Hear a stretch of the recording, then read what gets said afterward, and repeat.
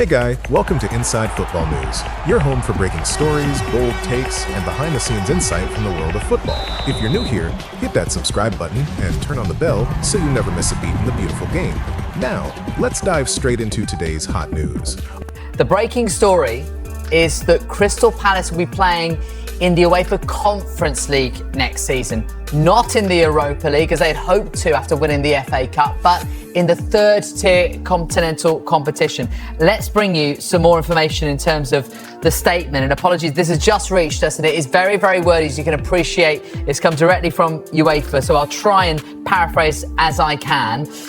So the first chamber of the CFCB has rendered a decision on Crystal Palace and Olympique Lyonnais. That's, of course, Lyon, and it's the other club that are involved in this situation.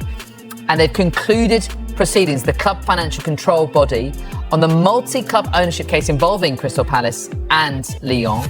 They'd opened proceedings against Palace and Lyon due to a potential conflict with the multi-club ownership rule, which is provided in the competition's regulations. So on the 9th of July, so 2 days ago, the appeal instance of the French Financial Control Authority decided not to relegate Lyon to Ligue 2, or Ligue 2 in France, and consequently, following an assessment by the club financial control body of UEFA, all of the other relevant conditions, including the assessment agreement. So Lyon will not be excluded from 2025-26 UEFA club competitions.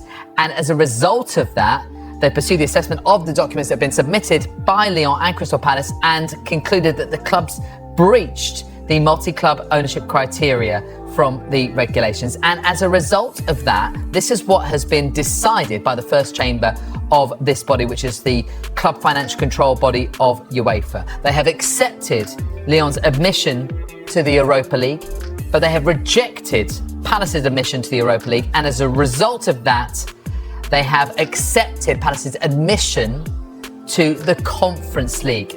It might not end there, because this could be appealed. This is an option for Crystal Palace should they choose to pursue it. They can appeal to the highest appeal court in sport, that is the Court of Arbitration for Sport, that is known as CAS, in accordance with Articles 62 and 63 of the UEFA statutes. So they will be able to lodge an appeal to CAS should they choose. We have contacted Crystal Palace for comment. This is the breaking story, that as it stands, as far as UEFA's club financial control body has concluded the proceedings of this multi-ownership case between Crystal Palace and Olympique Lyonnais, also known as Lyon, that Crystal Palace will play in the Conference League next season.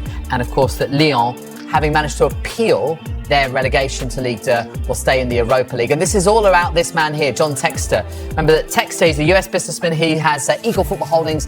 It has the majority stake in Crystal Palace and also the majority share in Lyon. And he sold his 43% stake for £190 million to Woody Johnson, but it hadn't been done in time. It was a bit of an administrative nightmare, and Palace tried to plead their case, tried to say that he had no say in the running of the club. But as a result, because of the way that it's panned out, and now this process that has taken place, well, Lyon, having had their appeal accepted against their relegation to Ligue 2, they will stay in the Europa League, but Crystal Palace will be demoted to the Conference League.